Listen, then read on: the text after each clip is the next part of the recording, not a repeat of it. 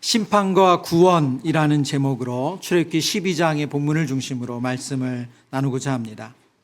2023년에 튀르키예에 대지진이 일어났죠. 저희 교회도 그 안타까운 소식을 듣고 우리 성도님들의 귀한 헌금을 그곳으로 보내서 어려움에 처한 우리의 이웃들을 도왔습니다.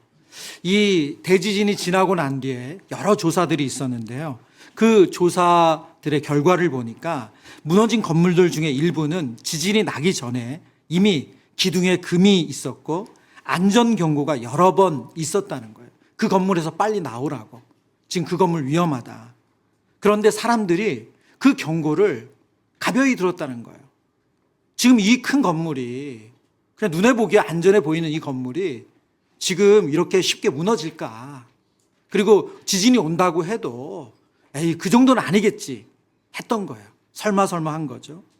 그런데 우리가 뉴스를 통해서 본 것처럼 정말 속절없이 그 건물들이 와르르 무너졌고 그 경고를 무시한 많은 사람들이 목숨을 잃었습니다. 사랑하는 여러분, 근데 지금 제가 이 말씀을 드리는 것은 우리의 영적인 현실도 이와 아주 닮았다는 거예요. 하나님께서 이미 수없이 우리의 삶에 경고를 하고 계세요. 말씀을 통해서, 때로는 사람을 통해서, 또 성령님께서 우리의 마음에 감동을 주심으로 수없이 그것은 잘못이고 그것은 죄고 돌이키라고 하나님의 임박한 심판에 대해서 경고를 하고 있습니다. 그런데 꼭 금이 간 것을 보고도 안전경고를 듣고도 설마 그런 일이 생기겠어. 그렇게 생각하는 것처럼 대수롭지 않게 여기는 마음이 우리 가운데 있다는 거예요. 죄를 지어도 아무 일이 없는 것 같으니 심판은 아주 먼 나라 이야기처럼 들리는 거죠. 만약 저와 여러분이 바로 어제 지은 죄에 대해서 하나님은 오늘 아침 심판하신다. 그럼 우리가 그 죄를 또 반복해서 짓겠습니까? 그러나 성경은 뭐라고 말씀하고 있죠? 한번 죽는 것은 사람에게 정하신 것이고 그 후에는 심판이 있다라고 아주 분명히 말씀하고 있습니다. 저와 여러분은 우리가 이 땅에서 행한 대로 하나님의 심판대 앞에 서게 될 거예요. 그 완전한 심판이 우리에게 있습니다. 뿐만 아니라 하나님이 이 땅에서도 우리의 삶의 열매를, 우리의 죄의 결과를 보게 하시는 그 하나님의 징계와 심판도 있어요. 출애굽기 12장 말씀은 바로 그 사실을 우리에게 보여주시는 말씀입니다. 하나님의 심판은 혹시가 아니라, 만약이 아니라, 설마가 아니라 반드시 있다는 거예요. 우리 눈에 보기에는 때로 미뤄지는 것 같지만 결코 취소되지는 않습니다. 애굽 전역의 마지막 재앙, 장자의 죽음이 임했습니다. 피에 이 문설주를 어린 양의 피로 바르지 않은 집은 예외 없이 죽음이 찾아왔어요. 문설주에 어린 양의 피로 바른 집만이 이 심판을 넘어갔습니다. 그래서 죽음이 넘어갔다, 패스 오버, 그래서 유월절이라고 부릅니다. 여기에 복음의 핵심이 있습니다. 그 집 주인이 얼마나 성실한 삶을 살았는가, 누군가를 위해서 얼마나 착한 일을 했는가, 혹은 지위가 어떠한가 하는 것이 그들을 지켜준 것이 아니라 하나님께서 베푸신 구원의 방법대로 어린 양의 피를 문설주와 임방에 바른 집만 구원을 받았다는 거예요. 이것이 은혜입니다. 우리가 한 것은 아무것도 없지만 어린 양 되신 예수 그리스도의 피가 저와 여러분에게 구원을 허락하신 줄 믿습니다. 그 피는 하나님의 거룩하신 공의, 하나님의 진노를 대신했고, 그리고 죄가 쏟아진 그 자리에서 하나님의 자비를 드러내 주셨습니다. 그래서 오늘 말씀을 묵상하면서 저와 여러분이 이 질문에 답을 할 수 있어야 돼요. 나는 지금 심판 아래에 있는가? 아니면 어린 양의 피 아래에 있는가? 그리고 그 피로 살아난 사람답게 나는 오늘 그렇게 살고 있는가? 오늘 이 유월절 사건을 묵상하면서 하나님의 공의와 자비가 어떻게 만나는지, 그리고 그 은혜가 우리의 삶을 어느 방향으로 인도하는지, 그리고 하나님께서 그것을 통해서 무엇을 하기를 원하시는지 함께 깨닫기를 원합니다. 먼저 성경은 우리에게 하나님의 공의로운 심판을 보여주시는데요. 여러분, 성경을 통해서 하나님은 두 가지 큰 속성, 하나님의 성품을 우리에게 반복적으로 말씀하시죠. 첫 번째는 하나님의 사랑입니다. 하나님은 우리를 사랑하신다. 얼마나 교회 안에서 신앙생활에서 많이 들으셨어요? 우리의 마음을 따뜻하게 하고 그리고 안전하게 합니다. 그러나 동시에 성경은 우리에게 하나님의 공의와 심판을 말하죠. 여러분, 설교 시간에 하나님의 심판의 메시지가 횟수로 본다면 하나님의 사랑에 비해서 현격하게 적어요.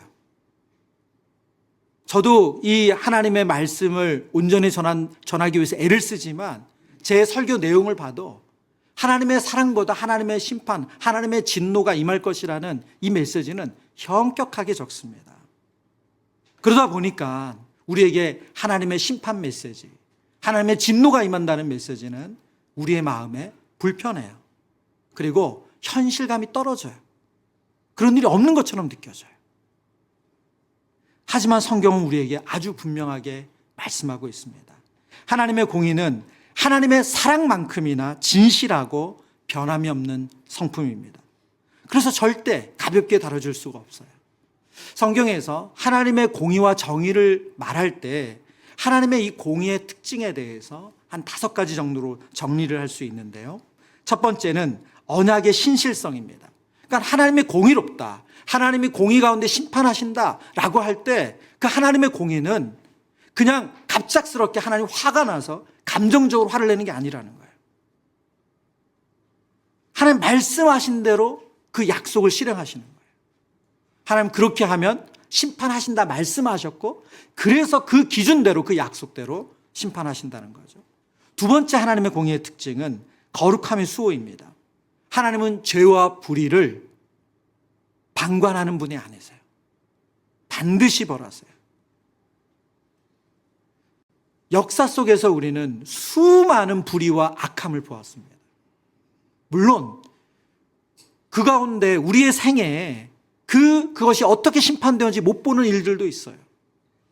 그러나 인류의 역사만 봐도 하나님께서 어떻게 그 죄를 미워하시고 심판하시는지를 우리는 깨달을 수가 있습니다. 두 번째, 하나님의 공의의 특징은 충분한 경고와 인내입니다. 앞서 말씀드린 것처럼 하나님은 심판 전에 회개할 기회, 돌이킬 기회를 반드시 주시는 분이에요. 그러지 않고 혼내시는 분이 아니라는 거예요. 세 번째는 하나님의 공의는 차별이 없어요. 예외가 없습니다.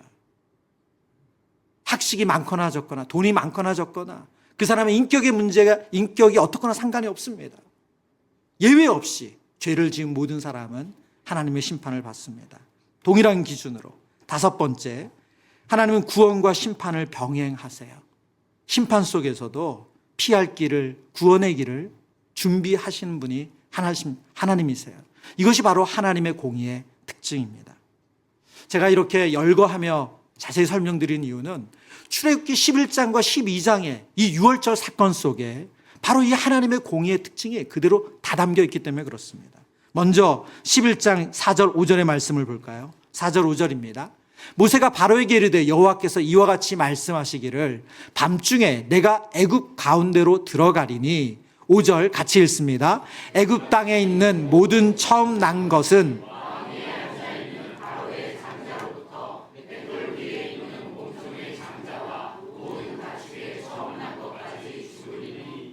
아멘. 오늘 하나님께서 출애굽기 11장 말씀을 통해서 마지막 재앙이 무엇인지를 알려주시죠. 장자의 죽음입니다.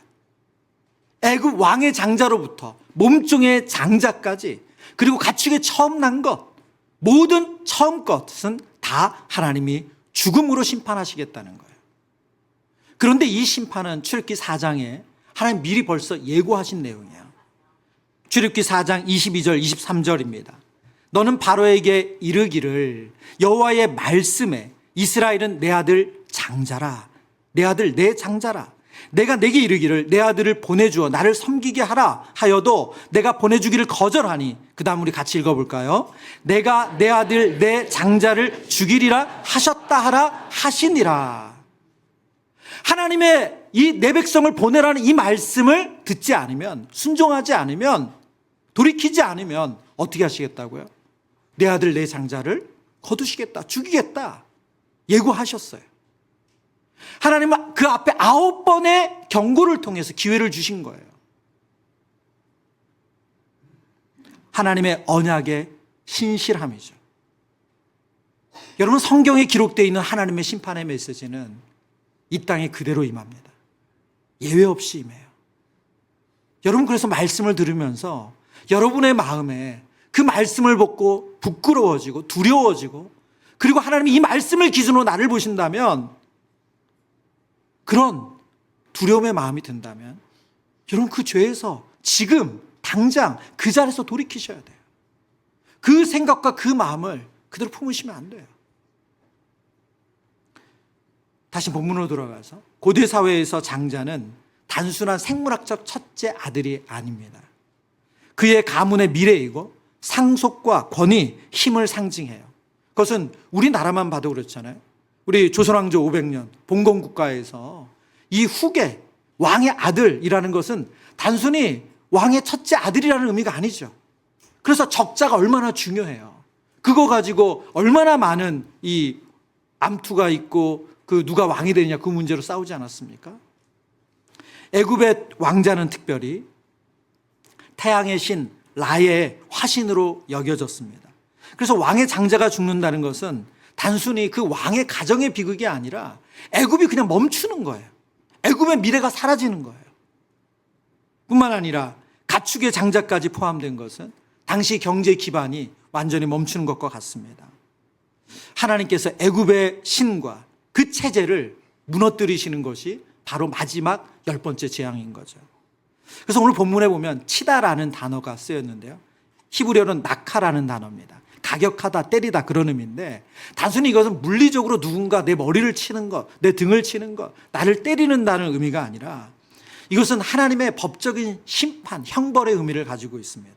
그래서 사무엘상 6장 7절에 보면 웃사가 하나님의 이 궤에 손을 대서 그 자리에서 죽는 장면이 나와요. 그때 사용한 하나님이 치셨다라는 단어가 바로 이 낙하라는 단어입니다. 거룩하신 하나님이 죄와 교만에 대해서 내리신 정당하고 의로운 심판이 바로 이 치다라는 단어로 표현되는 거죠. 출애굽기 12장 12절에 이 의미를 더 강조해서 성경은 이렇게 말씀하고 있습니다.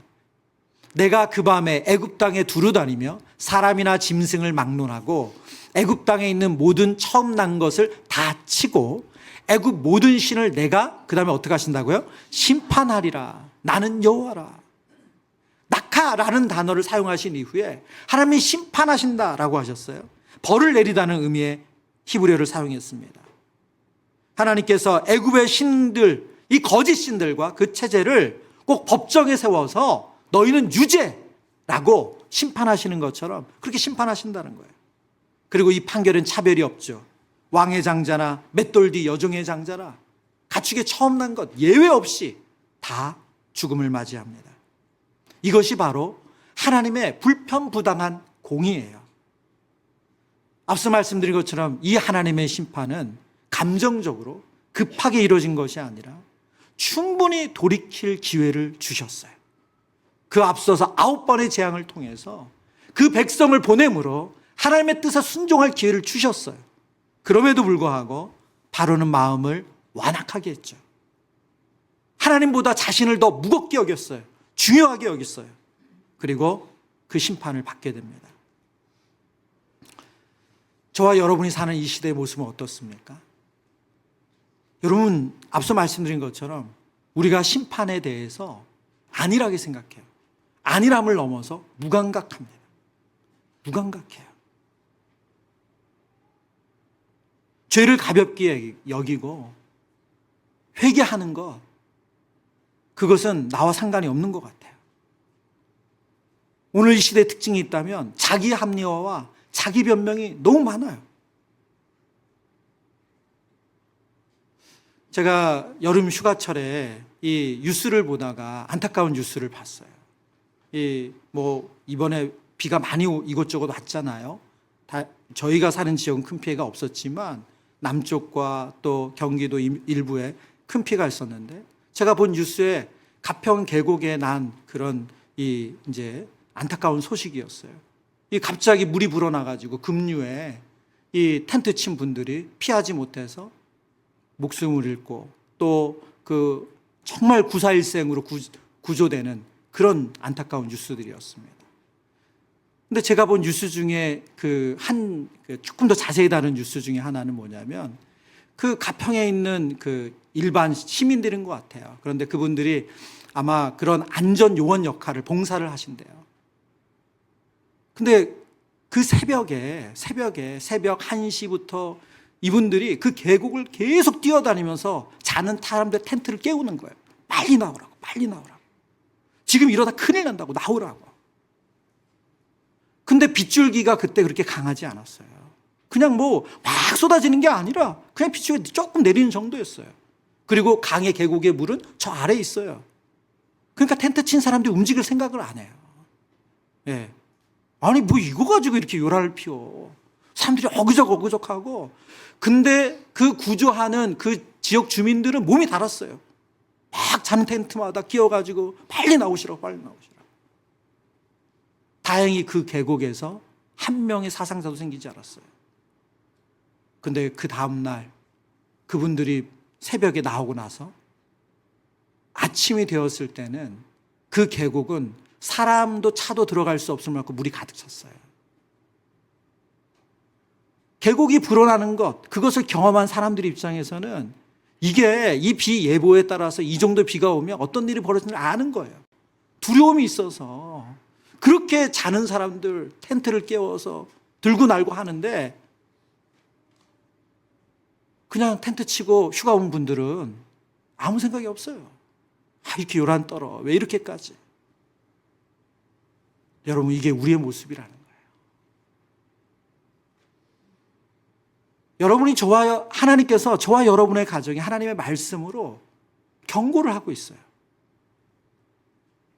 그것이 건강한 부부관계가 아니고, 그것이 건강한 부모 자녀와의 관계가 아니고, 정말 중요한 것이 무엇인지를 끊임없이 안내방송하듯, 계곡에서 빨리 나오세요라고 광고하듯 깨우고 계세요. 근데 우리는 그 경고를 안일하게 듣는 거예요. 에이, 물 저 밑에 있는데 지금 이 빗줄기 가지고 무슨 일 나겠어? 히브리서 10장 26절 27절 말씀에 하나님께서 우리에게 이렇게 말씀하세요. 우리가 진리를 아는 지식을 받은 후 짐짓 죄를 범한 즉 다시 속죄하는 제사가 없고 오직 무서운 마음으로 심판을 기다리는 것과 대적하는 자를 태울 맹렬한 불만 있으리라. 여러분, 말씀 26절 다시 볼까요? 보세요. 26절 보여주시죠. 우리가 진리를 아는 지식을 받은 후, 무슨 말입니까? 구원의 도리를 안다는 거예요. 구원의 은혜를 안다는 거예요. 그런 후에도 죄를 범한 즉 그 죄 가운데 계속 거하고 있으면 그 다음에 어떤 일이 벌어집니까? 다시는 속죄하는 제사가 없고, 그 다음 구절 27절입니다. 오직 무서운 마음으로 심판을 기다리게 되고 대적하는 자를 태울 맹렬한 불만 남는다. 하나님께서 우리를 은혜로 구원해 주셨어요. 그러나 그 은혜를 알고 구원을 알아요. 그러나 내가 여전히 내 중심에 하나님이 주인이 아니고 그리스도께서 주인이 아니시고 내가 주인된 삶을 살아간다면 다시는 속죄의 제사가 없는 심판을 맞이할 수 있다는 거예요. 오늘 성경은 우리에게 이렇게 묻습니다. 나는 진리를 알고도 여전히 붙들고 있는 죄가 없는가?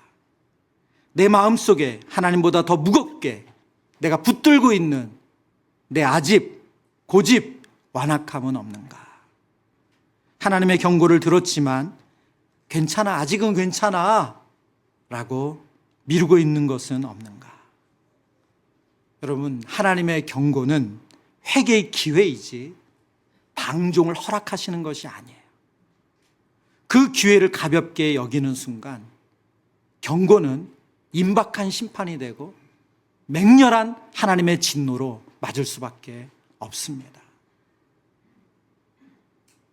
오늘 하나님께서는 그 심판 속에서 우리에게 피할 길을 내어주셨죠. 그게 바로 두 번째 내용인데요. 어린 양의 피로 우리에게 구원을 베풀어 주셨어요. 하나님의 공의, 이 장자의 죽음이 온 애굽을 덮던 그 밤에 유일하게 피할 길이 있었습니다. 그것은 바로 어린 양의 피였는데요. 출애굽기 12장 13절의 말씀이에요. 출애굽기 12장 13절, 내가 애굽 땅을 칠 때 그 피가 너희가 사는 집에 있어서 너희를 위하여 표적이 될지라. 내가 피를 볼 때 너희를 넘어가리니 재앙이 너희에게 내려 멸하지 아니하리라. 여러분, 그럼 왜 굳이 피였을까요? 왜 하나님께서 그 냄새나는 피를 집 문설주와 임방에 바르라고 하셨을까요? 그 피를 보고 하나님이 보내신 죽음의 천사가 그 가정과 그 공동체를 치지 않으실 거라고 이런 말씀을 하셨을까요? 그 이유는 성경의 피는 단순히 어떤 생명체에서 나오는 체액을 뜻하지 않습니다. 피는 생명이라고 분명히 말씀하고 있어요. 레위기 말씀을 통해서 반복적으로 피는 곧 생명이다, 생명은 곧 피다 말씀하셨어요. 죄의 삭은 사망이기에 심판을 피하려면 반드시 그 심판 대신에 죽음, 피값이 있어야 한다는 거예요. 이것이 하나님의 이 땅에, 하나님께서 이 땅에 허락하신 구원의 법칙입니다. 우리 이 말씀을 다시 한번 우리 속에 상상력을 가지고 한번 들어볼까요? 여러분, 지금 하나님 보내신 죽음의 천사가 임했습니다. 애굽의 수많은 사람들이 이 경고를 가볍게 여겼을 거예요. 9번의 재앙을 경험했지만 그래도 숨은 살아있잖아요. 살만하잖아요. 그러니 내 옆에서 자고 있는 큰아들, 내 장자가 내일 아침에도 눈 뜰 거라고 다 그런 아니라는 생각을 가지고 잠이 들었을 거예요. 옆집에 그리고 건너 마을에 이스라엘 사람들이 양 잡고 그리고 요란스럽게 그 양의 피를 문설주에 바르고 그 피 냄새가 진동해도 에이, 설마 그런 일 생기겠어? 말이 돼? 그런 생각했을 거예요. 우박은 그냥 하늘에서 내릴 수도 있잖아. 메뚜기 떼가 올 수도 있잖아. 가축이 병에 드는 거 한두 번인가? 그런 생각했을 거예요. 근데 그 밤에 온 집, 애굽의 하나님의 말씀에 순종하지 않았던 온 집에서 곡소리가 나기 시작해요. 애가 숨을 쉬지 않고 장자였던 남편이 죽음을 맞이하고 온 가정에 곡소리가 울립니다.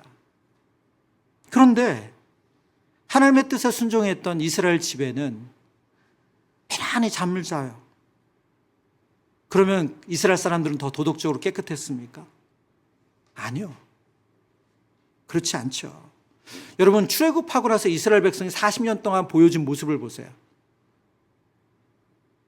그들의 모습을 보면 그들은 애굽 사람들과 별반 다르지 않았어요. 단 한 가지 차이가 있었죠.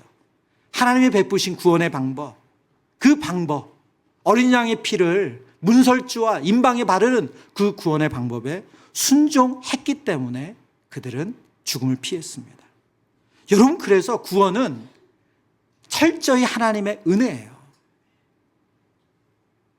얼마나 열심히 믿었느냐, 무엇을 했느냐, 내가 어떤 사람이냐, 그것이 아니고 하나님 베푸신 그 구원의 은혜를 누리는 거예요. 이스라엘의 한눈은 아주 단순하죠. 하나님 주시는 어린 양을 잡아서 그 피를 문설주와 임방에 바르는 것입니다. 나머지 모든 일은 처음부터 끝까지 하나님의 은혜였습니다. 신약에 오면 사도 바울은 이 어린 양이 어떤 의미인지를 고린도전서를 통해서 이렇게 이야기했는데요. 우리의 유월절 양, 곧 그리스도께서 희생되셨다. 출애굽기 11장 12장에 나오는 유월절 어린 양은 누구를 가리키는가? 바로 예수 그리스도를 가리킨다는 거예요. 출애굽기 12장의 내용을 보면 12장에 이 유월절 어린 양을 잡고 먹는 그 규례가 예수님과 아주 정확하게 연결이 됩니다. 흠없고 온전한 희생 양을 잡아야 돼요. 예수님은 죄 없으신 분이 우리를 위해서 십자가에 죽으셨죠. 그리고 뼈 하나도 꺾지 않아야 합니다. 그래서 예수님은 많은 십자가형을 당하는 이들이 죽음을 빨리 맞이하기 위해서 다리를 꺾는데 다리를 꺾지 않았어요. 그리고 각 사람을 위해서 단번에 이 어린 양을 다 잡고 그것을 그 자리에서 다 먹고 다 불태워야 됩니다.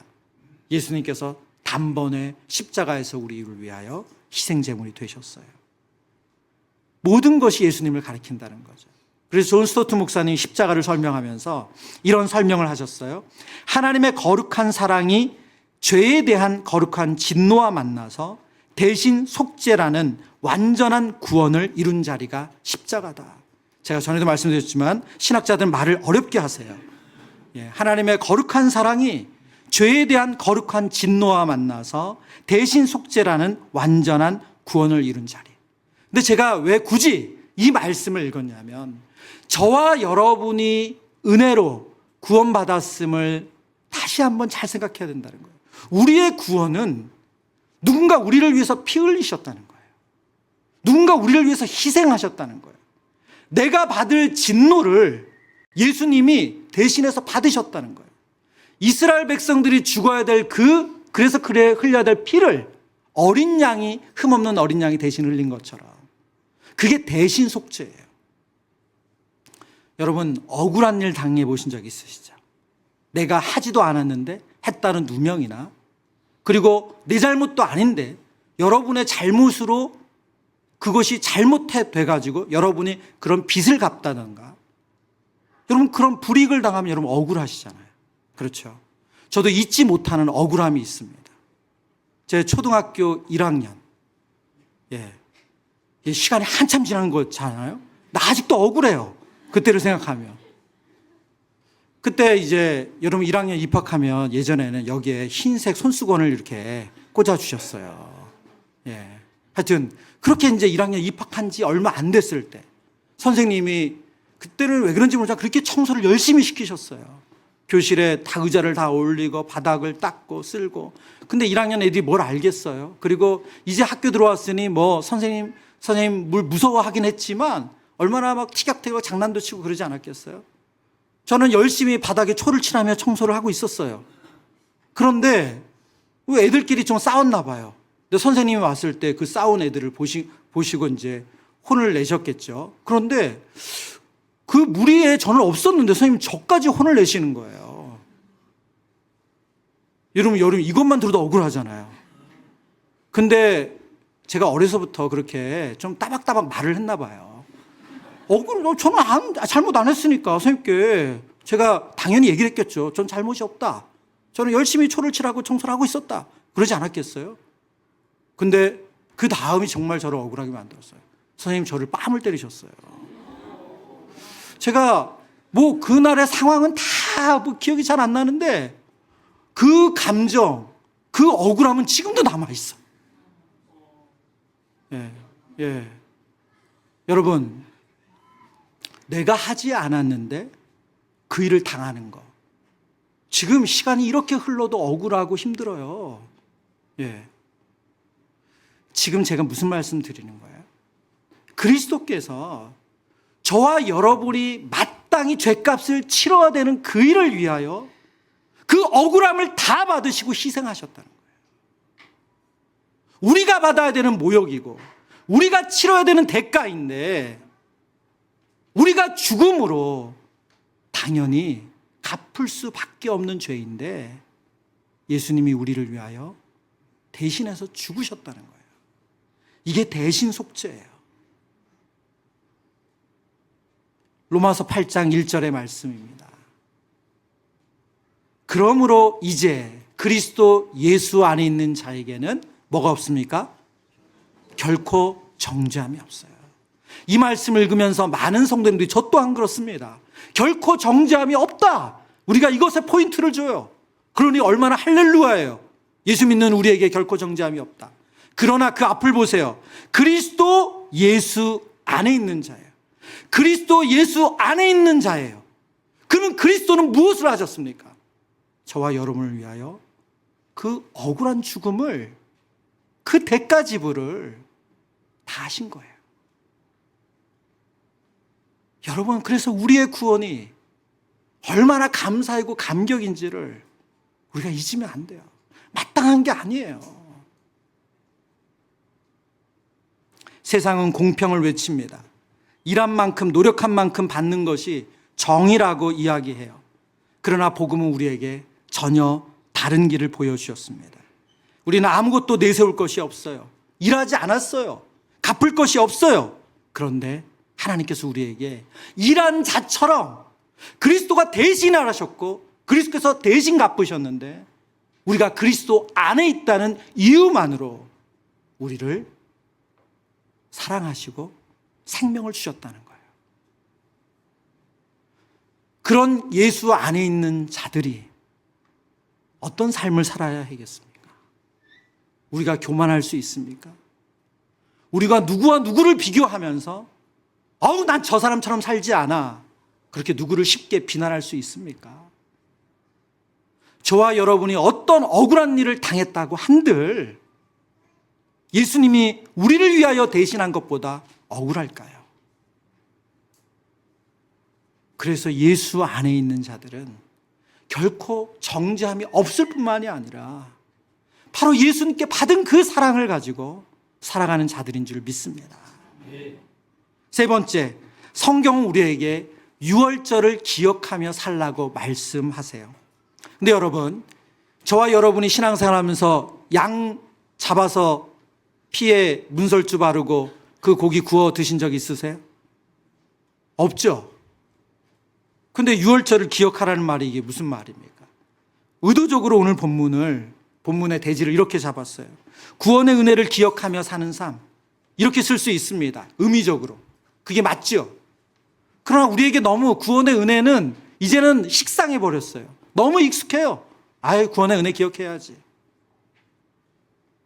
이스라엘 백성들에게 하나님께서 그것을 절대 잊지 않도록 일주일이라는 기간을 통해서 이 유월절과 무교절을 지킴으로써 하나님께서 베푸신 구원의 은혜를 시청각적으로 계속 보게 하셨어요. 유월절 그 밤에 이스라엘이 얻은 것은 장자의 죽음만을 피한 것이 아니라 종에서 해방되었고 그들은 하나님의 친백성이 되었습니다. 그래서 출애굽기 12장 2절에 보면 이 달을 너희에게 달의 시작 곧 해의 첫 달이 되게 하라 말씀하세요. 그러니까 유월절로부터 이스라엘은 새롭게 시작한다는 거예요. 그동안은 애굽의 달력, 애굽의 스케줄을 따랐지만 이제는 그들에게는 새로운 달력이 세워졌어요. 그게 바로 그들이 유월절로 구원받은 그날부터 그들은 새롭게 시작한다는 거예요. 더 이상 그들은 종이 아닙니다. 더 이상 그들은 애굽의 법을 따를 이유가 없어요. 하나님의 백성이 되었어요. 자유인이 되었습니다. 출애굽기 12장 14절에 그래서 이렇게 말씀합니다. 이날을 기념하여 여호와의 절기를 삼아 영원한 규례로 대대히 지켜라. 이제 말씀을 정리하려고 하는데요. 여러분, 하나님께서 저와 여러분에게 대신 속죄, 그리스도의 십자가를 통해서 대신 속죄하시고 우리를 구원해 주셨어요. 여러분, 그러나 우리는 너무나도 쉽게 이 날을, 이 은혜를 잊어버립니다. 어쩌보면 그게 너무 자연스럽죠. 어떻게 그 감격을, 그때 그 감격을 그대로 유지하며 살아갈 수가 있겠어요. 그런데 우리가 그 감격에서 벗어나기 시작할 때부터 우리는 어디를 향해서 가는 겁니까? 다시 죄를 향해서 가는 거예요. 다시 죄에 노예된 삶을 향해서 가는 거예요. 제가 최근에 더 이상 제 몸을 방치하면 안 되겠다 생각해서 운동을 하려고 운동을 조금 시작했고요. 조금 시작하고 그러니까 운동에 관심이 생기니까 운동과 관련된 영상을 보게 되더라고요.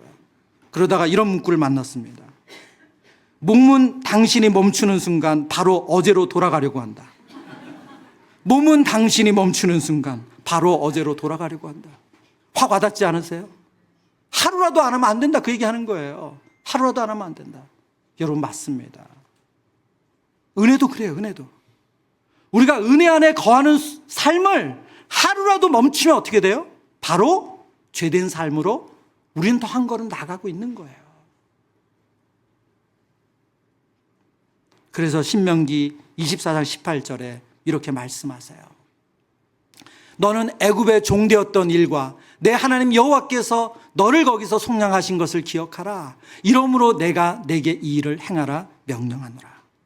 여러분, 하나님께서 저와 여러분을 위하여 예수 그리스도를 십자가에 내어주심으로 대신 속죄하셨어요. 여러분, 그 값을 어떻게 따질 수가 있습니까? 우리가 이 은혜를 어떻게 잊을 수가 있어요? 그리고 이 은혜 받은 사람이 어떻게 감히 교만할 수가 있습니까? 어떻게 그 은혜 없는 사람처럼 잘났다고 뻐길 수가 있어요? 유월절은 이스라엘 백성의 시작이었어요. 저와 여러분의 시작은 그리스도의 은혜를 알아서 구원 얻은 날인 줄 믿습니다. 그리고 그 구원의 감격을 잊는 순간 우리는 어제로 돌아가는 거예요. 죄된 사람으로 한 걸음 더 가는 거예요. 그것이 일주일이 되고 1년이 되면 우리는 겉모습은 성도라고 불릴 수 있지만 그만큼 죄된 노예로 살아가는 거예요. 저와 여러분이 어린 양의 피로 문설주에 발라서 그 죽음이 건너간 그 기쁨과 감격을 잊지 않는 하나님의 자녀된 삶으로 살아가기를 축원합니다.